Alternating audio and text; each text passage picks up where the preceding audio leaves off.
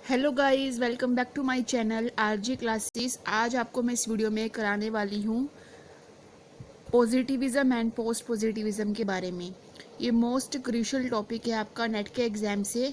मैंने research aptitude आपका start कर दिया, ठीक है, आज से।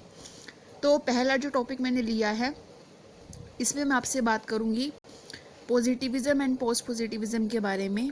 एंड इससे पहले फ्रेंड्स, अगर आप पहली बार आए हैं चैनल पर तो सब्सक्राइब ज़रूर कर दीजिएगा, साथ में बेल आइकन को ज़रूर प्रेस कीजिएगा।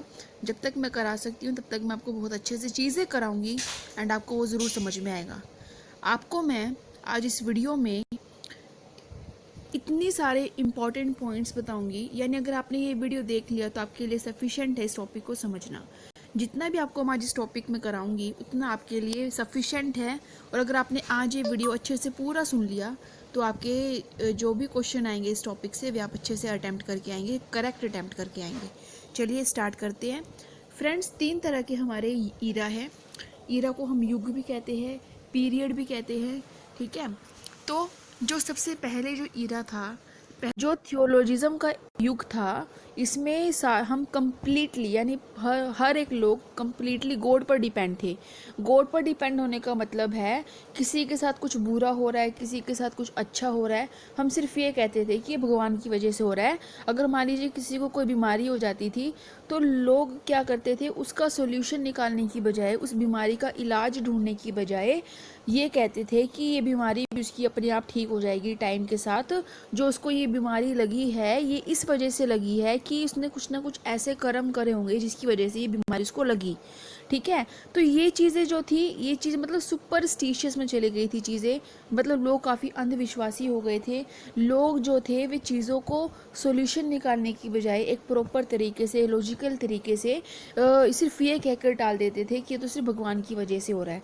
तो आई होप आप पॉइंट कैच कर पा रहे हैं मैं क्या बता रही हूँ। गॉड पर विश्वास होना अच्छी बात है, गॉड पर विश्वास करना भी ज़रूरी है, लेकिन जब वो विश्वास हद से ज़्यादा बढ़ जाता है तो वे हमारा अंधविश्वास में हो जाता है।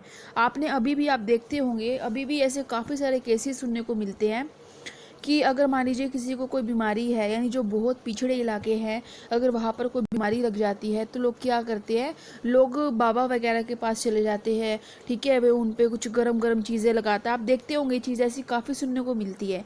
और ना मतलब उसका मतलब सोल्यूशन, उसका बीमारी का इलाज तो होता नहीं बल्कि बढ़ हो जाती है। तो कहने का मतलब थियोलॉजिज्म का जो पूरा पीरियड था, जो पूरा युग था, वो कम्प्लीटली क्या था, गॉड पर डिपेंड था। जो कुछ भी है सिर्फ हमारे गॉड है, गॉड की वजह से ही ये सारी चीज़ें अननोन है। यानी उस टाइम कोई भी साइंटिस्ट नहीं आए थे, ठीक है। साइंस को इतना महत्व नहीं दिया जाता था, चीज़ों को, एक्सपेरिमेंट्स नहीं होते थे। जो कुछ था, जो चीज़ें, जो रिजल्ट देखने को मिलता था उस टाइम, वे सारा का सारा क्या था कि वे सब कुछ गॉड की वजह से हो रहा है। ये इतना इम्पोर्टेंट जो आपका सिलेबस है, उसमें आपके सिलेबस में पॉजिटिविज्म के बारे में बात की गई है और पोस्ट पॉजिटिविज्म के बारे में बात की गई है। थियोलॉजिज्म जो थियोलॉजिज्म है, इसके बारे में सिर्फ इतना ही जानना इम्पोर्टेंट है जितना मैंने आपको बता दिया है। अब हम बात करेंगे पॉजिटिविज्म के बारे में। देखिए फ्रेंड्स, धीरे धीरे हमारा जो युग था वो थियोलॉजिज्म से शिफ्ट होकर पॉजिटिविज्म पर आया। पॉजिटिविज्म का जो युग था वो एक ऐसा युग था, जो पॉजिटिविज्म का जो युग था ये एक ऐसा युग था जिसमें सारी चीज़ें हमारी कंप्लीटली साइंस पर डिपेंड हो गई, ठीक है। एक्सपेरिमेंट्स होने लग गए, ठीक है। आप समझिए, जब हमारा पॉजिटिविज्म का युग आया तो इस युग में बहुत सारे साइंटिस्ट आए जिन्होंने बहुत सारे एक्सपेरिमेंट्स किए, जिन्होंने इस नेचर की रियलिटी को साइंस के थ्रू समझने की कोशिश करी।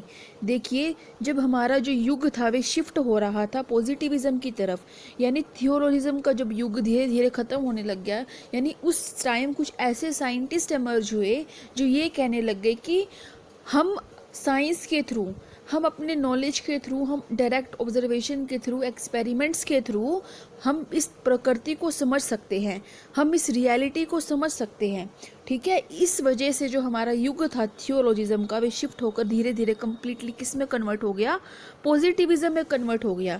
ये क्या कहता है कि जो हमारा नेचर है, जो हमारा अर्थ है, ये कंप्लीट क्या है, ये कंप्लीट हमारा साइंस पर डिपेंड है। अगर हम साइंस से हम हर एक चीज़ को समझ सकते हैं। ये कैसे हुआ, देखिए, पहले क्या कहते थे कि जो पृथ्वी है, यानी थियोलॉजिज्म के टाइम क्या चीज़ कही जाती थी, जब साइंस नहीं आई थी इतनी, जब साइंस को इतना महत्व नहीं दिया जाता था, उस टाइम क्या कहते थे कि जो पृथ्वी है, पृथ्वी के चारों ओर ग्रह घूमते हैं, पहले ये कहते थे।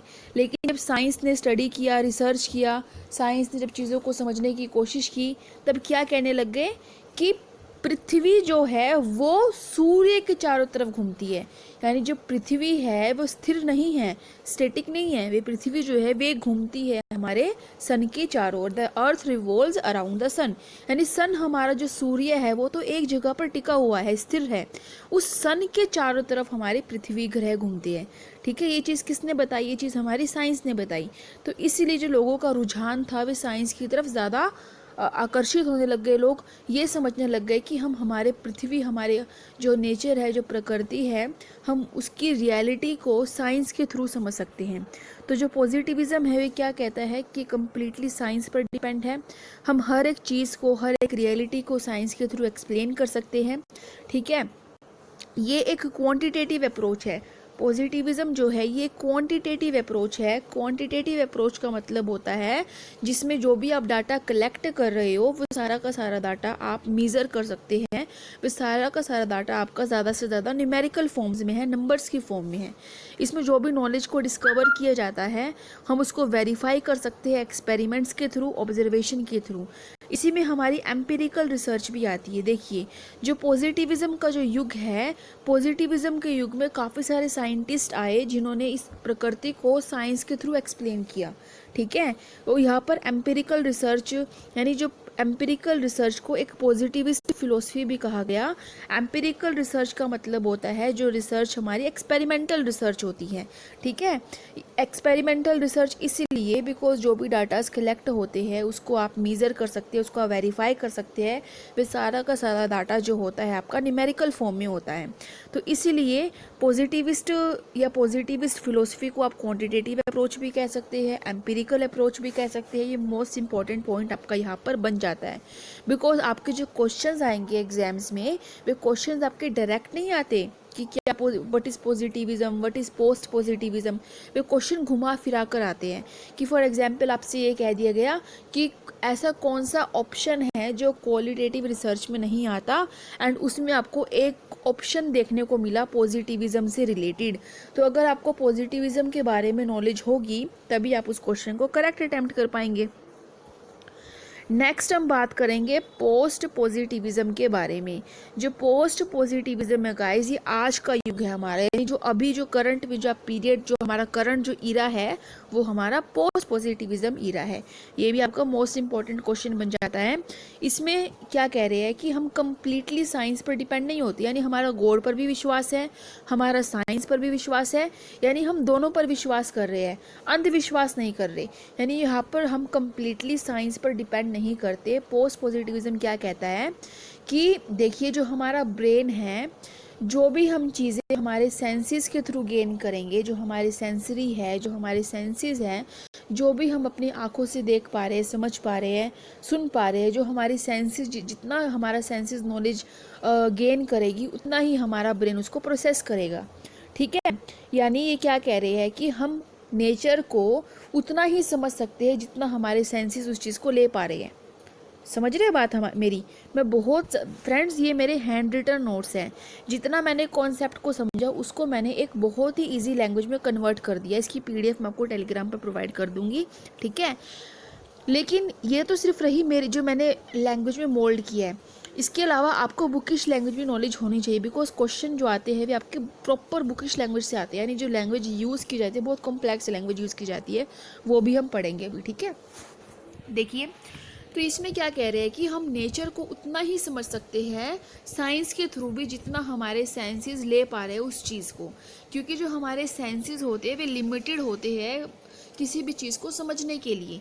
ठीक है, अगर मैं एक बुकिश लैंग्वेज के अकॉर्डिंग बात करूँ तो क्या कहते हैं, जो पोस्ट पॉजिटिविज्म है वो किस चीज़ का रिजल्ट है, किस चीज़ का प्रोडक्ट है, जो पॉजिटिविज्म अप्रोच को लेके क्रिटिसाइज़ किया गया। यानी पॉजिटिविज्म अप्रोच को लेके जो क्रिटिसिज्म की गई कि पॉजिटिविज्म में क्या कहा गया कि सब कुछ साइंस से हम एक्सप्लेन कर सकते हैं, क्रिटिसाइज़ किया गया कि हर एक चीज़ जो है साइंस से एक्सप्लेन करना भी पॉसिबल नहीं है। तो ये एक उसकी कमी निकल कर आई, एक क्रिटिसिज्म निकल कर आई, और इसी को ही हमने एक नया अप्रोच बना दिया, पोस्ट पॉजिटिविज्म। पोस्ट पॉजिटिविस्ट क्या बिलीव करते हैं, क्या एक्नॉलेज करते हैं कि रियलिटी को हम अच्छे से नहीं समझ सकते, अच्छे से नहीं जान सकते, क्योंकि जो भी हमारे एफर्ट्स है उस रियलिटी को समझने के लिए वे लिमिटेड है, बिकॉज हमारे जो सेंसेस है वो भी लिमिटेड है। ठीक है, देखिए, reality can never be fully known and efforts to understand reality are limited to own human being sensory and intellectual limitation. Because जो हमारा इंटेलेक्ट है, जो हमारे सेंसेस है, वे लिमिटेड है, उसी की वजह से ही हम उतना ही समझ सकते हैं जितना हमारे सेंसेस ले पा रहे हैं। इसलिए हम प्रॉपर साइंस के थ्रू भी पूरी रियलिटी, पूरी प्रकृति को समझा नहीं सकते, उसके रहस्य को समझ नहीं सकते। ठीक है, जितने हमारे सेंसेस गेन कर पाएंगे उतना ही हम उसको समझ पाएंगे। तो फ्रेंड्स, आई होप आपको थियोलॉजिज्म, पॉजिटिविज्म एंड पोस्ट पॉजिटिविज्म के बारे में अच्छी सी चीज़ें क्लियर हो गई। ठीक है, एंड नेक्स्ट वीडियो में आपसे बात करने वाली हूँ वेरिएबल्स के बारे में, जिसमें मैं बात करूँगी independent variable, dependent variables, control variable, intervening variables. ये कुछ मोस्ट इंपॉर्टेंट टर्म्स है जो आपको पता होनी चाहिए। जब आपको ये सारी टर्म्स क्लियर हो जाएंगी तब आप जो मेथड्स है रिसर्च के वो भी अच्छे से समझ पाएंगे। तो हम मिलेंगे नई वीडियो में, तो आप चैनल को ज़रूर सब्सक्राइब कर दीजिएगा। एंड फ्रेंड्स, मैंने एक नया चैनल बनाया है रिम्पी कुकिंग शो के नाम से। जब आप चैनल पर जाकर देखेंगे आरजी क्लासेस में ही, तो आपको वहाँ पर चैनल मिल जाएगा, तो आप ज़रूर सब्सक्राइब कीजिएगा। मैं वहाँ पर बहुत यम्मी रेसिपीज़ को पोस्ट करती हूँ। तो कुकिंग भी मेरा बहुत इंटरेस्ट है, कुकिंग में मेरा पैशन है। कुकिंग में जिस तरीके से मुझे पढ़ाना पसंद है उसी तरीके से मुझे कुकिंग करना भी पसंद है। तो आप ज़रूर सब्सक्राइब कीजिए, ज़रूर सपोर्ट कीजिएगा उस चैनल को भी, एंड अपने रिलेटिव्स को भी ज़रूर शेयर कीजिएगा। Thank you, take care, bye bye.